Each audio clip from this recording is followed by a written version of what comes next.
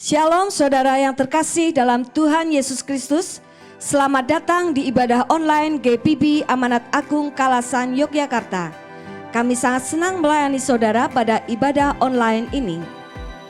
Jika tayangan ini memberkati saudara, jangan lupa klik subscribe, like, bagikan dan komen agar channel ini semakin berkembang dan memberkati banyak orang. Jika saudara ingin memberikan persembahan untuk pekerjaan Tuhan di gereja kami, saudara bisa mengirimkannya melalui nomor rekening yang tertera di bawah ini dan bukti transfernya bisa dikirim ke nomor WA di bawah ini. Atau persembahan dapat dibawa langsung ke gereja dan dimasukkan ke kotak persembahan yang sudah tersedia. Hendaklah masing-masing memberikan menurut kerelaan hatinya, jangan dengan sedih hati atau karena paksaan, sebab Allah mengasihi orang yang memberi dengan sukacita. Dan Allah sanggup melimpahkan segala kasih karunia kepada kamu, supaya kamu senantiasa berkecukupan di dalam segala sesuatu, dan malah berkelebihan di dalam pelbagai kebajikan. 2 Korintus 9 ayat 7 sampai dengan ayat yang ke-8. Kami ucapkan terima kasih atas perhatiannya, dan selamat beribadah. Tuhan Yesus memberkati. Shalom. Jemaat yang dikasihi Tuhan, kita hari ini akan melangsungkan ibadah secara online, dan oleh karena itu saya mengajak Ibu Bapak Saudara sekalian untuk tunduk kepala dan kita akan mulai dengan doa kepada Tuhan. Mari kita berdoa. Di hadapan Tuhan kita mengaku dengan pasti bahwa sumber pertolongan kita satu-satunya datang dari Tuhan Allah. Tuhan Allah yang sudah menciptakan bumi langit dan segala isinya. Tuhan Allah yang sudah menciptakan saudara dan saya. Tuhan Allah yang sudah datang ke dunia di dalam nama Tuhan Yesus Kristus yang telah menebus kita semua menjadi anak-anak-Nya. Tuhan Allah yang menyertai kita dan tidak pernah sedetik pun meninggalkan kita. Turunlah kiranya kasih karunia dan damai sejahtera dari Allah Bapa, Putra dan Roh Kudus atas kita sekalian. Sehingga ibadah ini mempermuliakan Dia, ibadah ini memperkenan Dia, dan ibadah ini memberkati kita sekalian. Demi nama Tuhan Yesus Kristus. Haleluya. Amin. Shalom, kita bersyukur kita bisa berjumpa lagi dalam ibadah online kita pada pagi hari ini. Dan pagi hari ini kita akan sama-sama masuk hadirat Tuhan. Kita mau datang mbak Tuhan, kita mau mendengarkan Tuhan berbicara kepada kita pagi hari ini. Mari bersama-sama kita masuk dalam hadirat Tuhan. Firman Tuhan berkata, marilah kita bersorak-sorai untuk Tuhan.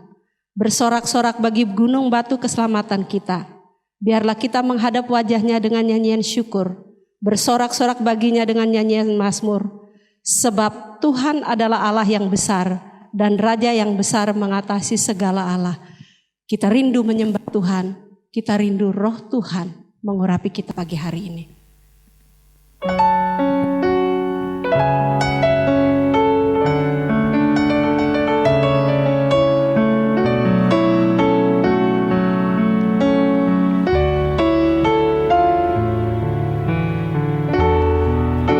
Tuhan, aku rindu, aku siap menyembah-Mu.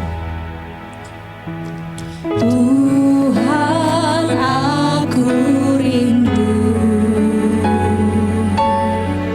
Tuhan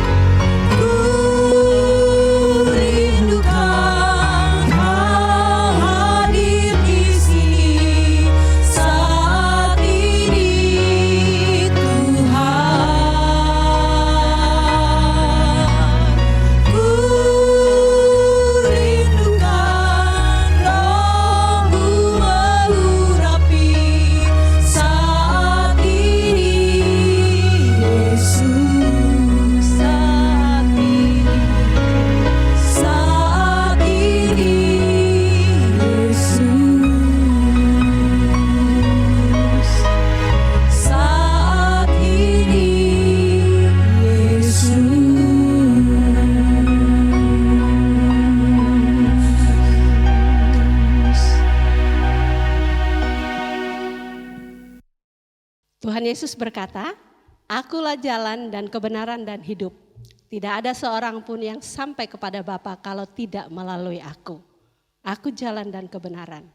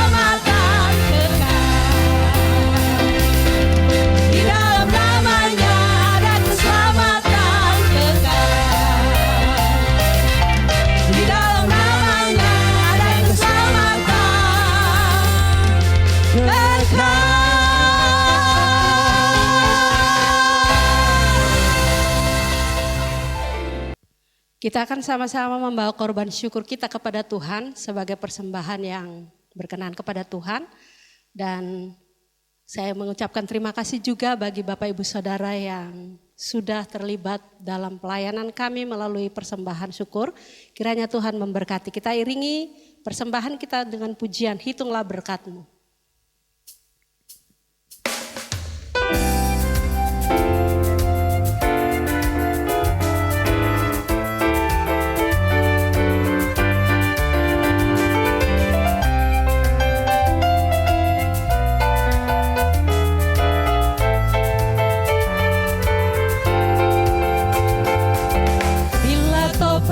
Melanda hidupmu, bila putus asa dan letih lesu, berkat Tuhan satu-satu hitunglah, kau niscaya kagum oleh kasih-Nya. Berkat Tuhan mari hitunglah, kau kan kagum oleh kasih-Nya.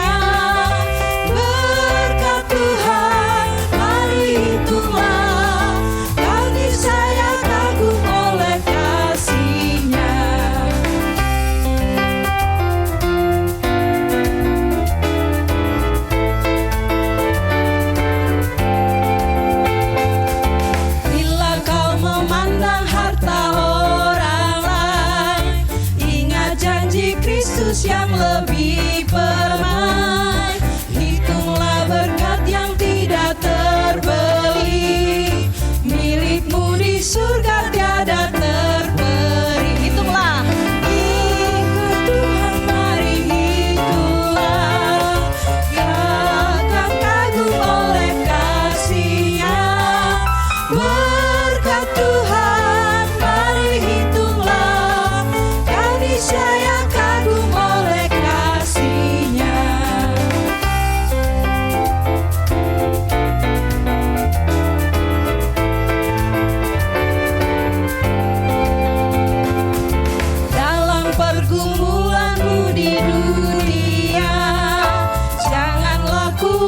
hadir Tuhan adalah. Hitunglah berkat sepanjang hidup, yakinlah malaikat menyertaimu.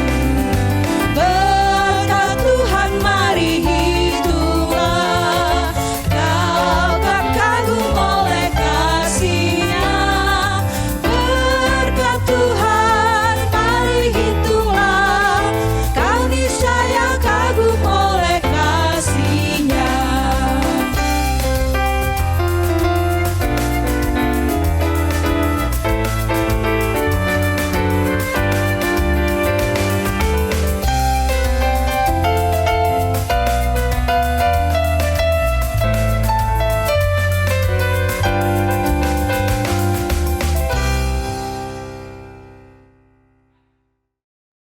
Mari kita berdoa.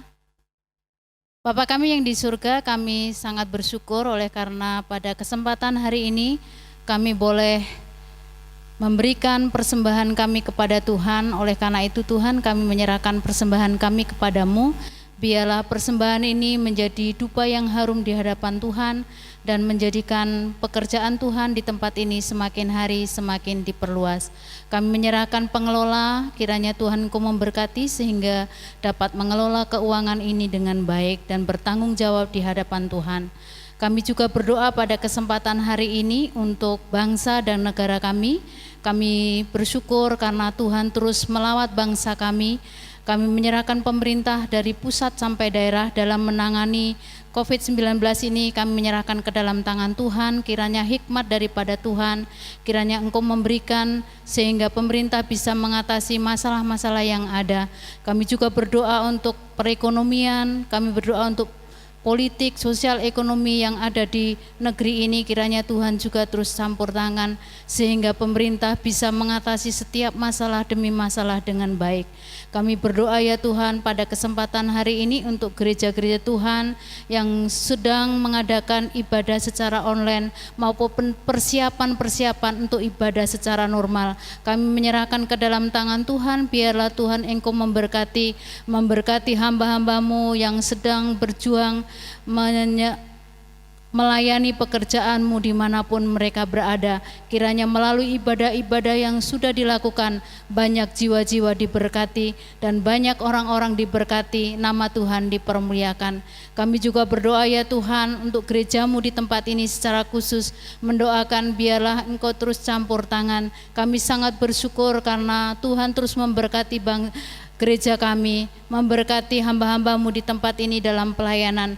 Dan kami terus mendoakan ya Tuhan, biarlah pelayanan mendatang kami bisa memulai secara normal sehingga jemaat Tuhan di tempat ini bisa diberkati melalui ibadah di tempat ini. Terima kasih Bapa di surga, kami berdoa menyerahkan semua pokok-pokok doa kami ke dalam tangan-Mu. Hanya di dalam nama Tuhan Yesus Kristus kami berdoa. Amin. Kita akan sama-sama mendengarkan firman Tuhan yang akan disampaikan oleh hamba Tuhan. Kita iringi dengan satu pujian, jadikan aku garam dan terang dunia.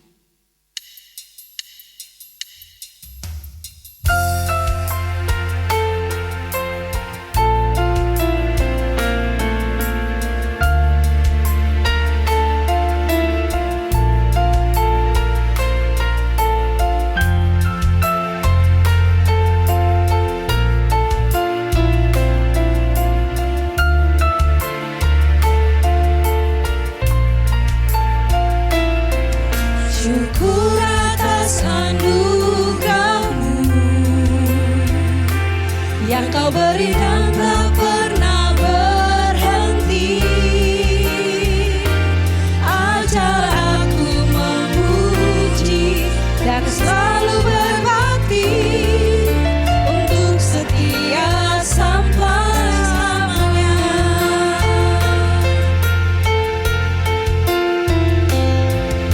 Utusku jadi saksi-Mu, memberitakan kabar kebenaran. Beriku kekuatan, oh Tuhan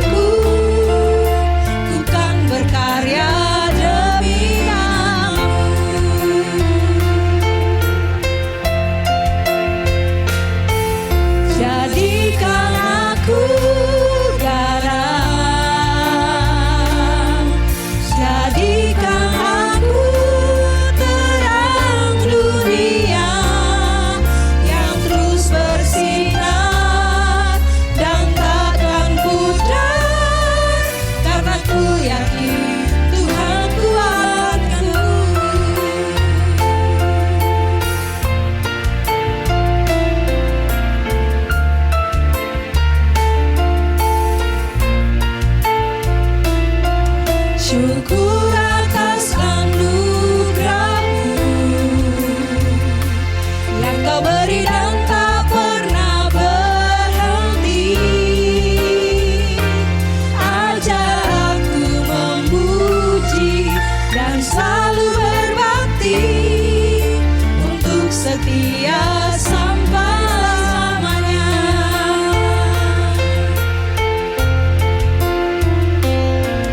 Utusku jadi saksi-Mu,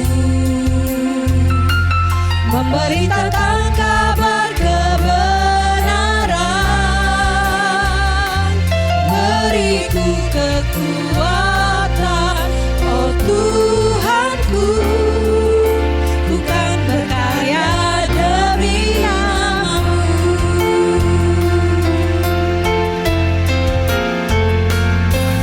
Jadikan aku garam,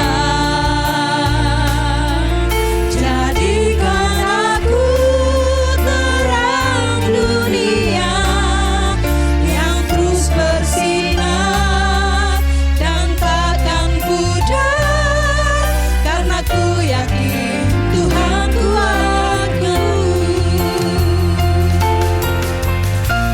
Banyak hal yang tak kupahami, namun ku tetap tegar dan terus melangkah.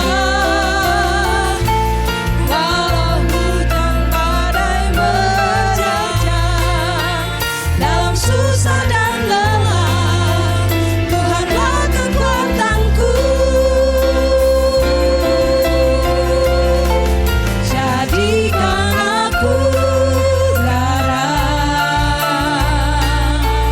jadikan aku terang dunia yang terus bersinar dan takkan pudar, karena ku yakin Tuhan kuatku.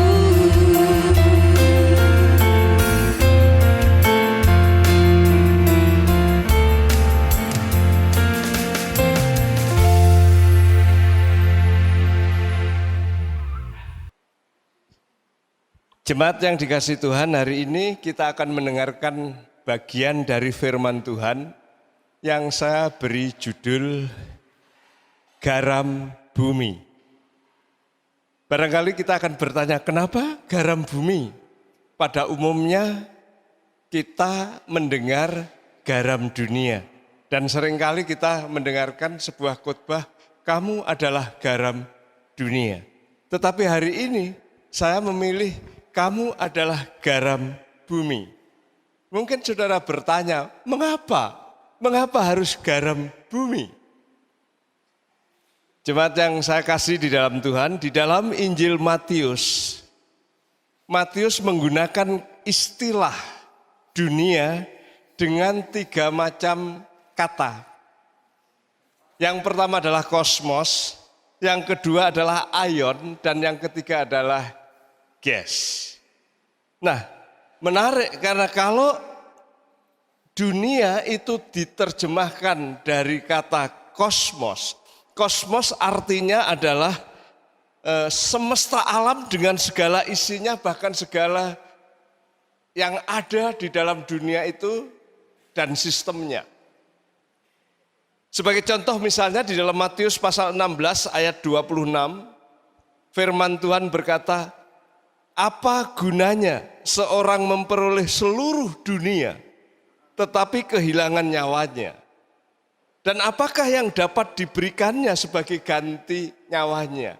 Jadi kehilangan dunia dalam arti dunia semesta dengan segala isinya, dengan segala sistem yang ada di sana. Itu kosmos dan diterjemahkan dunia juga. Tapi dunia juga dipakai untuk menerjemahkan aion. Aion itu apa? Aion itu dunia tapi dalam arti ruang dan waktu. Kalau kosmos semesta dengan segala isinya dan sistemnya, tetapi ini lebih sempit lagi, ini berbicara tentang ruang dan waktu dan mungkin juga jarak. Sebagai contoh misalnya, di dalam Matius pasal 12 ayat 32. Firman Tuhan berkata, apabila seorang mengucapkan sesuatu menentang anak manusia, ia akan diampuni. Tetapi jika ia menentang Roh Kudus, ia tidak akan diampuni di dunia ini, tidak, dan di dunia yang akan datang pun tidak. Jadi dunia di sini seperti ruang dan waktu, jarak. Di dunia ini tidak, di dunia yang akan datang pun tidak. Itu dari kata aion. Jadi kita lihat di sini sama-sama dunia. Kalau kosmos itu berarti dunia dengan segala isinya, dengan segala sistemnya. Kalau aion itu dunia, dalam arti itu ruang dan waktu. Dunia sekarang tidak, dunia nanti pun tidak. Tapi yang ketiga, kata dunia juga untuk menerjemahkan kata ges.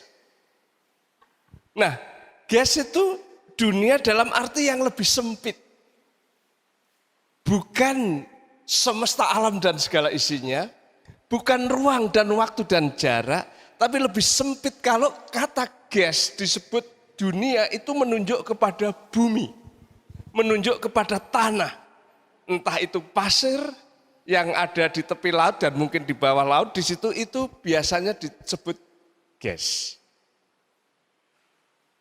Dan ketika Tuhan Yesus berkata, kamu adalah garam dunia, dia pakai istilah ini.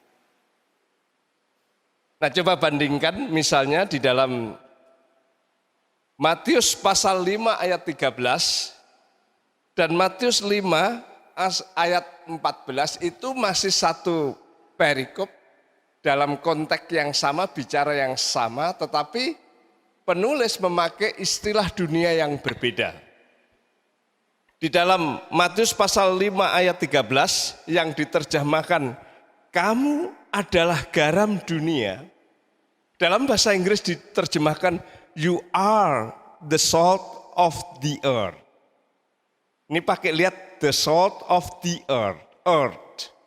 Sebaliknya Matius 5 ayat 14, kamu adalah terang dunia. Bahasa Inggris menerjemahkan, you are the light of the world. Lihat di sini, the earth diterjemahkan dunia, the world juga dunia. Tetapi ketika garam, Tuhan Yesus tidak mengatakan the salt of the world, tetapi the salt of the earth, bumi, tanah. Tapi ketika bicara tentang terang dunia, dia berkata the light of the world. Itu sebabnya, karena kita bicara tentang garam, judul khotbah saya hari ini adalah, kamu adalah garam bumi. Mari kita tunduk kepala dan berdoa. Bapa yang di surga, kami berterima kasih, karena hari ini kami boleh mendengarkan sebagian dari firman-Mu, yang bagian dari khotbah Tuhan Yesus di bukit. Tuhan, kami berdoa kiranya Roh-Mu yang kudus menolong kami semua untuk bisa memahami kebenaran firman-Mu sesuai dengan maksud Tuhan dan dapat mengaplikasikan di dalam kehidupan kami hari ke hari. Oleh karena itu kami mohon penerangan batiniah, baik hamba-Mu sebagai pengkhotbah maupun kami semua yang mendengarkan. Biarlah Roh Tuhan terus mengerjakannya sehingga kami diberkati melaluinya. Terima kasih Bapa di surga, kami menyerahkan pemberitaan firman-Mu ini dari awal, pertengahan, sampai akhirnya di dalam nama Tuhan Yesus Kristus yang adalah firman yang menjadi manusia itu. Haleluya. Amin. Kita kembali membaca ayat yang akan kita selidiki bersama, yaitu Matius pasal 5 ayat 13. Demikian bunyi firman Tuhan. Kamu adalah garam dunia. Jika garam itu menjadi tawar, dengan apakah ia diasinkan? Tidak ada lagi gunanya selain dibuang dan diinjak orang. Jemaat yang dikasihi Tuhan, kalau kita melihat ayat ini, Tuhan sebenarnya sedang berbicara tentang hakikat seorang pengikut Yesus, hakikat seorang murid Yesus, seorang yang adalah milik Tuhan Yesus itu seperti apa? Di sini dikatakan kamu adalah garam dunia. Di dalam bahasa Yunani, humais este tu alas tesges. Humais, kamu semua. Este tu alas tesges. Artinya apa? Artinya kamu, humais, este. Este di situ sebenarnya adalah dari kata eimi. Di mana di situ adalah kata kerja indikatif, present aktif, dua jamak. Yang artinya ada, eksis, berada, atau hidup. Sehingga kalau humais itu jamak, kamu, kalian. Siapa kamu kalian itu? Pengikut-pengikut Yesus. Siapa kamu kalian itu? Murid-murid Yesus. Eksistensinya. Eksistensinya, keberadaannya, hidupnya, terus menerus indikatif adalah garam yang tentunya terus menerus asin. Dan yang menarik di sini kata to alas, tesges yang diterjemahkan garam dunia di sini, ini adalah dua kata benda. Yang pertama nominatif to alas, kemudian yang kedua tesges adalah genetif. Genetif itu adalah milik secara umum. Dan kata ges di sini dari kata G yang artinya tadi sudah saya sebut tanah atau bumi. Sedangkan kasus genetif bisa menjadi milik, pada umumnya adalah milik. Nah kalau to alas to ges diartikan itu adalah genetif milik, berarti itu garam miliknya bumi. To alas to tesges itu garam miliknya bumi. Tapi genetif bukan hanya milik, genetif bisa jenis.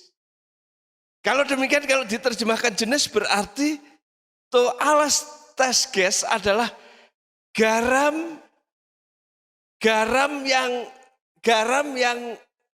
adalah dari bumi, garam bumi. Garam yang jenisnya itu garam bumi, bukan garam yang lain, itu jenis. Tapi bisa juga diartikan sumber atau asal muasal.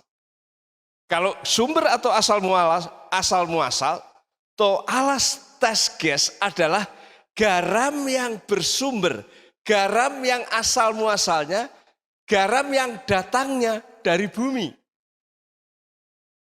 Nah ini menarik, karena banyak sekali orang mencari mana, ini apa artinya garam dunia? Garam bumi sebenarnya. Garam yang asal usulnya dari bumi. Garam yang asal usulnya dari pantai. Ini bukan garam yang asal usulnya dari pabrik. Ini bukan garam yang asal usulnya dari pasar. Garam yang asal usulnya dari warung. Ini adalah garam yang asal usulnya dari gas, bumi, pasir, atau pantai di situ. Itu sebabnya ini adalah garam bumi. Secara historis, sejarah kala itu, garam itu adalah batu-batuan kecil dan pasir yang diambil di pantai Laut Mati.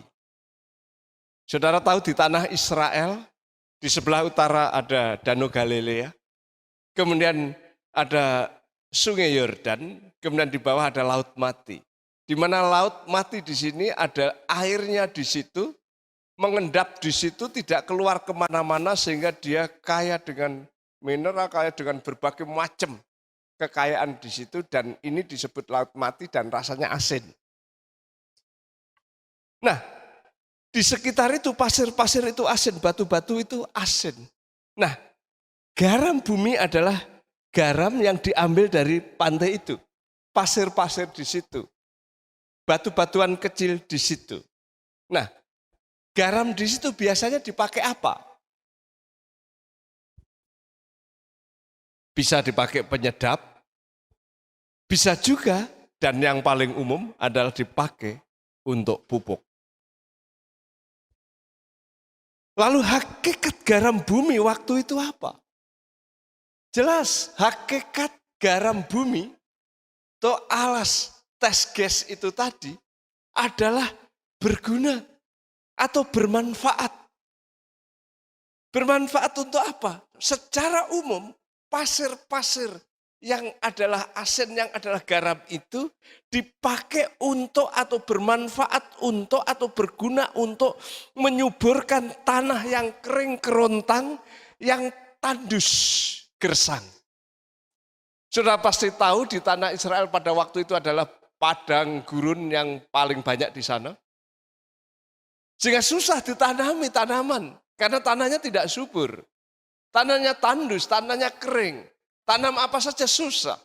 Tapi ketika diambil garam, pasir yang dari laut mati itu, kemudian disebar dan dicampurkan di tanah gurun di situ, maka tanah itu menjadi subur. Tanah itu menjadi cocok untuk ditanami apa saja sehingga ketika ditanam, ditaburkan benih, benih itu akan tumbuh dan ketika itu benih itu akan tumbuh kemudian subur, kemudian berbuah, berbunga dan banyak sekali hasil yang didapatkan di sana. Tapi apa poinnya? Fungsi garam di situ adalah menyuburkan tanah. Fungsi garam di situ membuat tanah itu subur sehingga tanaman apa saja bisa tumbuh dan menghasilkan buah. Di samping itu, garam juga menyedapkan. Artinya apa? Menyedapkan masakan yang tawar.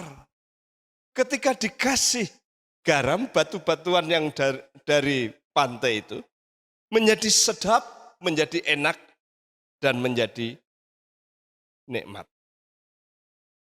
Dalam konteks itulah sebenarnya Tuhan Yesus berkata, kamu adalah murid-murid Kristus, kalian adalah pengikut-pengikut Yesus, kita adalah pengikut-pengikut Yesus, kita sebenarnya hakikatnya, nilai dasarnya, nilai intrinsiknya, kita itu bermanfaat. Kita itu berguna. Kita itu bisa menjadi berkat bagi sesama. Memang dulu kita tidak berguna sama sekali. Dulu kita tidak ada apa-apanya. Bahkan ketika kita berdosa, Yesaya menggambarkan kita tak ubahnya seperti kain kotor. Tidak berguna. Tidak ada manfaatnya apa-apa. Tetapi karena kasih Yesus yang begitu luar biasa, Dia menyucikan kita, Dia menguduskan kita, Dia mengampuni dosa-dosa kita, sehingga kita menjadi orang benar. Dan ketika kita menjadi orang benar, kita menjadi miliknya, kita menjadi muridnya, kita punya hakikat, punya potensi, punya nilai intrinsik, nilai dasar.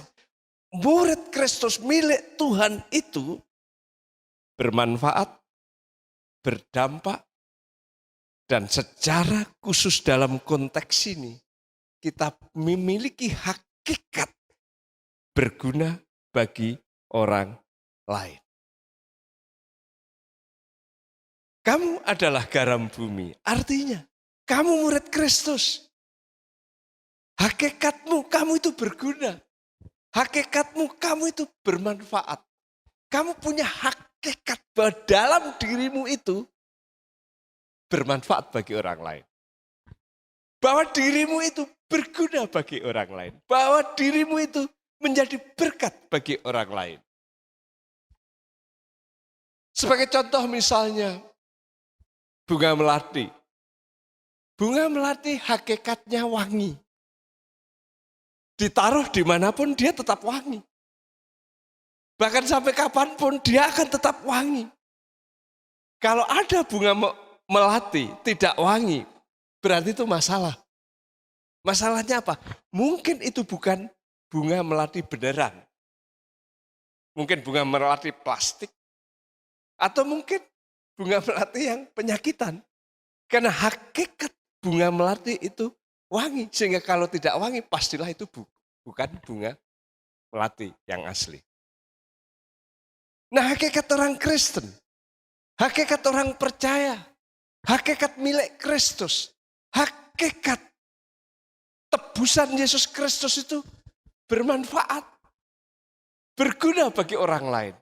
Sehingga kalau ada orang Kristen yang tidak berguna, kalau ada orang Kristen yang tidak bermanfaat, kalau ada orang Kristen yang sepertinya ditaruh di mana, tidak ada manfaatnya. Perlu dipertanyakan kekristenan orang itu. Karena Tuhan Yesus ketika berkhotbah di bukit, dia berkata, kamu adalah garam bumi.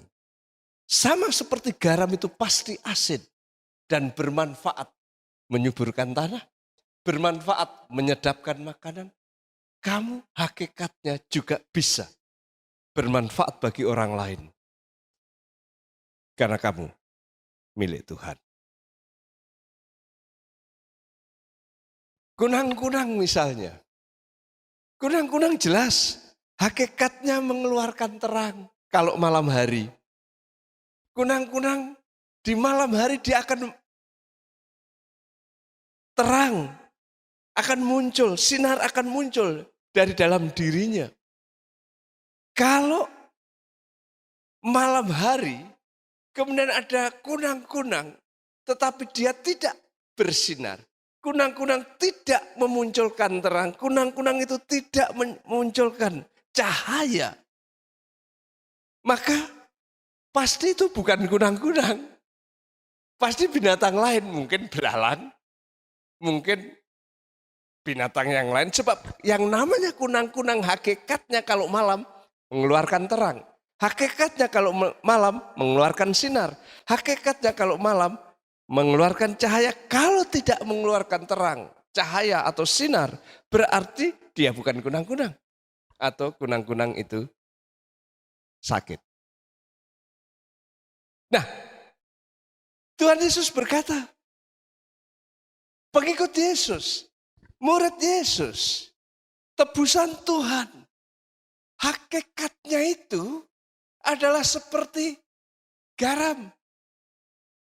Kamu eksistensinya, kamu keberadaannya, kamu hakikatnya adalah garam yang bermanfaat untuk menyuburkan tanah.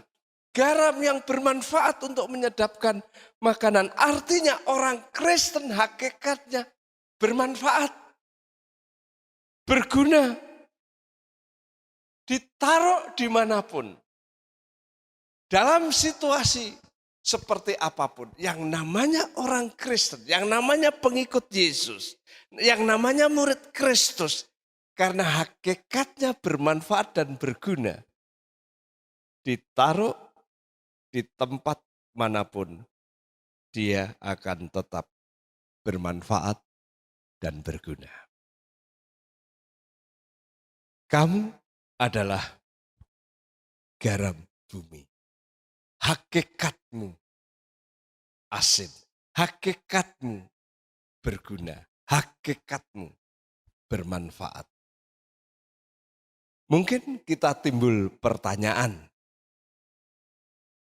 apa bisa tidak orang Kristen itu manfaatnya hilang? Atau dia menjadi tidak bermanfaat sama sekali? Dia hakikatnya bermanfaat. Dia hakikatnya berguna. Dia hakikatnya menjadi berkat. Tapi tiba-tiba saja dia tidak bermanfaat, dia tidak berguna, dia tidak bisa menjadi berkat. Bisa tidak sebenarnya? Saya bisa berkata bisa, tapi amat sangat langka. Karena hakikat orang Kristen itu bermanfaat, berguna bagi orang lain, menjadi berkat bagi orang lain. Kalau dia sampai tidak bermanfaat dan tidak berguna, dan tidak menjadi berkat, itu langka. Apa buktinya?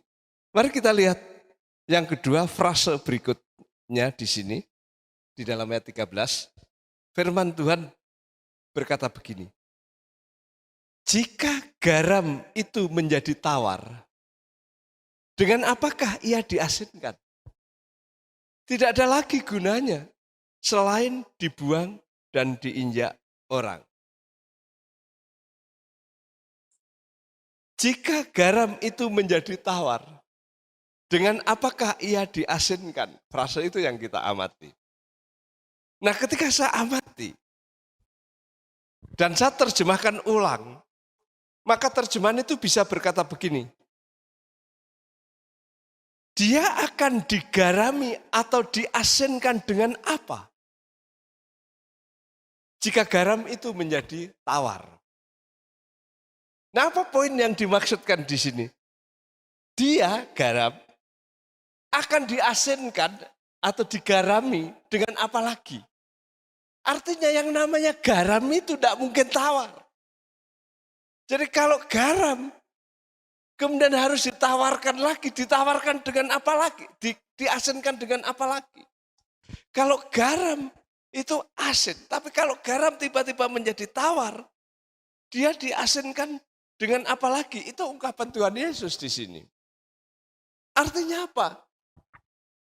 Zaman dulu, zaman Tuhan Yesus, bahkan zaman sekarang itu yang namanya garam. Di mana-mana rasanya juga asin.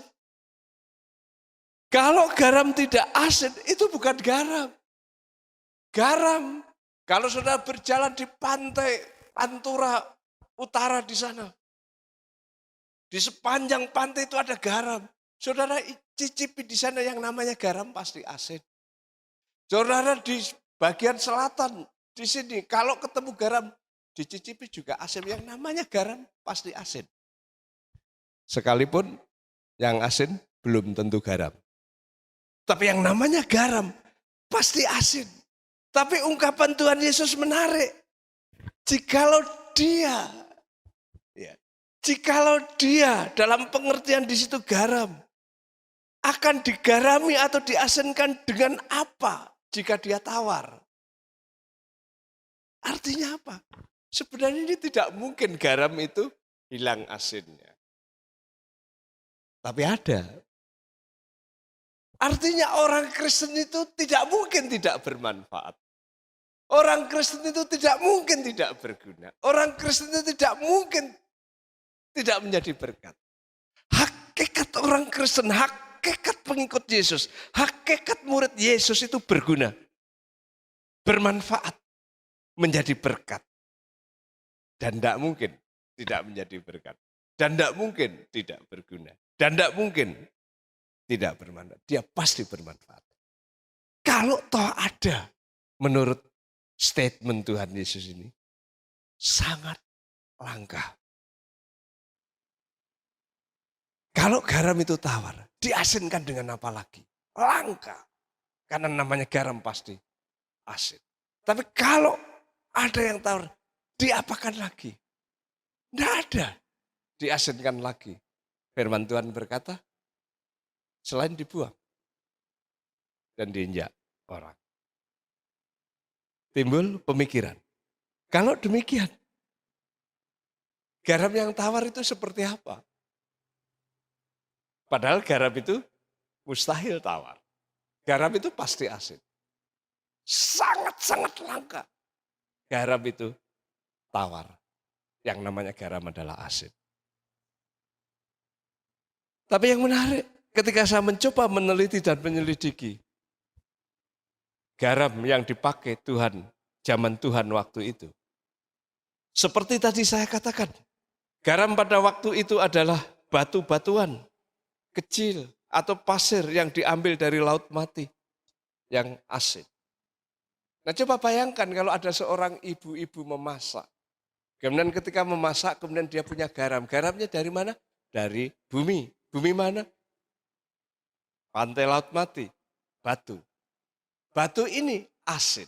Ketika dia memasak, dan ketika memasak kemudian sudah apa itu namanya, sudah mulai panas dan mulai ini, kemudian akhirnya batu itu dicelupkan di masakan itu. Kupluk, kupluk, kupluk, kupluk, kupluk. Kemudian dirasa, kalau sudah asin batu ini disimpan. Kemudian besok lagi ketika dia memasak, masakan ini, masakan itu, masakan ini, masakan itu, kemudian sudah dimasak, kemudian mulai mendidih. Sudah panas, kemudian batu itu diambil lagi dan dipakai. Kupluk, kupluk, kupluk, kupluk, kupluk, kupluk, kemudian sudah mulai diincipi, dia rasa enak, nikmat, disimpan. Besok lagi memasak, kemudian mendidih, batu itu dicelup lagi. Nah, ketika itu terjadi berulang-ulang, maka batu itu akan hilang asinnya. Batu itu akan hilang hakikat garamnya, yaitu asin. Sehingga batu itu betul-betul menjadi tawar dan tidak bisa berfungsi sebagai garam. Dalam konteks itu Tuhan berkata, garam yang hilang, asinnya itu, garam yang tawar itu, diasinkan dengan apa lagi? Tidak bisa, tidak ada. Kecuali batu itu dibuang dan diinjak-injak orang. Artinya apa? Orang Kristen, hakikatmu itu baik, hakikatmu itu bermanfaat, hakikatmu itu berguna, hakikatmu itu menjadi berkat. Tapi apa? Ada yang hakikatnya itu hilang. Sehingga orang itu tidak berguna. Orang itu tidak bermanfaat. Orang itu tidak menjadi berkat. Bahkan orang itu tidak dipakai di mana-mana. Apa ada? Ada. Tapi langka sekali. Bahkan jarang ditemukan. Sebagai seorang hamba Tuhan, di mana berkecimpung di dalam ladang Tuhan saya mulai tahun 80 sampai sekarang. Saya hanya menjumpai seorang yang dulu ketika dia muda, dia luar biasa dipakai Tuhan. Ketika dia buat vokal grup, wah menarik sekali. Ketika dia pelayan, oh banyak sekali orang-orang yang diberkati melalui kehidupannya. Ketika dia melakukan tugas pelayanan, entah itu di dalam gedung gereja, entah di luar, selalu menjadi berkat. Luar biasa. Anak muda ini. Tapi suatu saat dia jatuh dosa. Kemudian dia didisiplin. Tapi dia tidak diterima ketika disiplin itu. Dia tidak terima dengan disiplin itu. Dia malah sebaliknya seperti berontak. Melakukan hal-hal yang bertentangan dengan isi disiplin itu. Dia melakukan seenak yang dia mau. Dia melakukan menurut kehendak yang dia pikirkan baik, dia lakukan apa saja. Dan saudara tahu, hidupnya tidak lebih baik. Dia malah semakin terpuruk, dia semakin hancur, dan dia semakin tidak berguna sama sekali. Ketika ketemu saya, hidupnya sudah tidak karu-karuan dan lusuh. Dan dia berkata, aduh, aku sudah betul-betul hidupku disumpet katanya. Ditutup, di stop oleh Tuhan. Sehingga saya berusaha apapun, bekerja apapun, tidak pernah berhasil. Apalagi gereja tidak ada satupun yang mau memakai saya. Saya bisa membayangkan susah. Saya bisa membayangkan sulitnya. Saya bisa membayangkan pengapnya hidup ini karena jangankan gereja, masyarakat, teman-temannya, lingkungannya tidak mau memandang dia. Dia seperti tidak berguna lagi. Dia seperti tidak terpakai lagi. Dia seperti tidak ada gunanya. Ini yang dimaksudkan Tuhan Yesus. Ketika dia berkata, kamu adalah garam bumi. Hakikat kamu itu bermanfaat. Hakikat kamu itu berguna. Hakikat kamu itu menjadi berkat. Memang dulu kita tidak berguna. Memang dulu kita tidak ada apa-apanya. Kain kotor. Tidak bernilai. Tidak ada yang bisa dibanggakan. Tapi ketika Tuhan Yesus menyatakan kasih-Nya kepada kita dan kita meresponinya. Kita dikuduskan. Kita dibenarkan. Kita diangkat menjadi anak-anaknya. Kita menjadi pribadi yang bernilai. Kita menjadi pribadi yang istimewa, kita menjadi pribadi yang luar biasa, kita menjadi anak Allah. Dan nilai dasar, nilai intrinsik, hakikat anak Allah, hakikat murid Yesus, hakikat milik Yesus di situ bermanfaat, berguna, bisa menjadi berkat di mana-mana. Dan itu yang diartikan kamu adalah garam bumi. Tapi hati-hati. Sekalipun itu langka. Sekalipun itu jarang. Kalau sampai garam itu hilang asidnya. Kalau sampai garam itu tawar. Diasinkan dengan apa lagi kata Tuhan? Tidak ada. Kecuali dibuang. Dan diinjak-injak orang. Dari sini kita bisa mengevaluasi hidup kita. Sebagai orang Kristen, sebagai orang percaya. Kita harus bermanfaat bagi orang lain. Kenapa? Karena hakikat kita bermanfaat. Kalau saudara laki-laki dewasa sebagai seorang bapak, jadilah bapak yang menjadi manfaat, menjadi berkat. Bagi istri, bagi anak-anak. Kalau sebagai ibu, jadilah ibu yang menjadi berkat bagi suami, bagi anak-anak. Kalau menjadi anak, jadilah berkat bagi orang tua, bagi teman. Karena hakikat kita bermanfaat dan menjadi berkat. Kalau di tengah-tengah masyarakat, jadilah berkat, jadilah manfaat. Kehadiran saudara di tengah-tengah masyarakat, hendaklah bermanfaat, berguna, di masyarakat itu. Apalagi di gereja. Jangan puas hanya menjadi penonton. Jangan puas hanya menjadi orang yang selalu hadir. Tapi jadilah bermanfaat di gereja itu. Jadilah berguna di gereja itu. Jadilah berkat di gereja itu. Karena apa? Hakikat saudara dan saya adalah bermanfaat dan berguna. Di kampus, di tempat kerja, dimanapun saudara berada, jadilah berkat di tempat kamu bekerja, di tempat kamu belajar. Karena hakikatmu seperti garam yang bermanfaat menyuburkan tanah. Seperti garam yang bermanfaat menyedapkan masakan.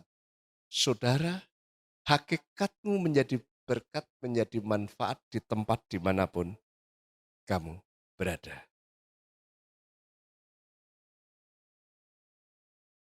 Tetapi juga jangan lupa, kita juga harus hati-hati. Ketika kita tidak bermanfaat, ketika kita tidak menggunakan kesempatan yang Tuhan berikan, dan lama-lama kita juga tidak terpakai dan dibuang orang. Susah.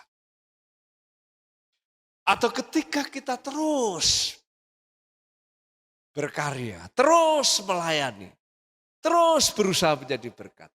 Tapi kita tidak dicas oleh Tuhan. Kita tidak disupport dengan kekuatan, dengan power, dengan makanan yang dari Tuhan. Kita loyo dan akhirnya kita juga tidak bisa punya kapasitas maksimal. Sehingga harus seimbang. Kita harus selalu terus berusaha bermanfaat, menjadi berkat bagi sesama, bagi keluarga, bagi gereja, bagi masyarakat. Tetapi kita juga selalu dicas dengan Tuhan. Kita terus bangun relasi dengan Tuhan. Baik itu melalui doa, baik itu melalui firman, baik itu melalui saat teduh. Karena dari sanalah kekuatan saudara sehingga saudara terus fresh dan bisa menjadi berkat. Itu sebabnya Kamu garam bumi harus jadi berkat terus. Tapi kamu harus terus bersekutu dengan Tuhan dan firman-Nya. Sehingga kamu terus eksistensimu, keberadaanmu menjadi garam bumi. Bermanfaat tanah yang tandus, yang kering menjadi subur. Masakan yang tawar menjadi nikmat dan enak. Tetapi kamu terus harus disupport, dicas dengan Tuhan melalui persekutuan dengan Tuhan dan firman-Nya. Maka kamu akan tetap menjadi garam bumi. Tuhan memakai saudara baik di gereja, di kampus, di tempat kerja, di keluarga. Kamu terus dipakai Tuhan untuk menjadi manfaat di sana, menjadi berguna di sana, menjadi berkat di sana, dan nama Tuhan dipermuliakan. Mari kita tunduk kepala dan kita berdoa bersama-sama. Bapa yang di surga, kami berterima kasih karena penyertaan Tuhan kepada kami di dalam ibadah online ini. Terima kasih secara khusus kebenaran firman-Mu yang sudah Tuhan beberkan. Kami berterima kasih karena kami diingatkan bahwa hakikat kami adalah orang-orang yang menjadi berkat di mana-mana. Tolonglah ya Tuhan, sama seperti garam bumi yang menjadikan tanah itu subur, garam bumi yang menjadikan masakan itu enak. Biarlah hidup kami dimanapun kami berada, di lingkungan manapun kami berada, kami menjadi berkat di sana, sehingga banyak orang yang mempermuliakan Tuhan melalui kehidupan kami. Jemaat yang dikasihi Tuhan, teruslah pikirkan dan renungkan kebenaran firman itu, lakukanlah dalam kehidupan sehari-hari, dan terimalah berkat yang daripadanya. Kiranya damai sejahtera dari Tuhan Yesus Kristus, kuasa Allah yang maha tinggi, serta penghiburan Roh Kudus menyertai saudara sekalian, sehingga dimanapun saudara sekalian berada, saudara diberkati dan memberkati banyak orang. Nama Tuhan dipermuliakan. Terimalah berkat ini dalam nama Tuhan Yesus Kristus. Haleluya. Amin. Rahmat Tuhan Yesus Kristus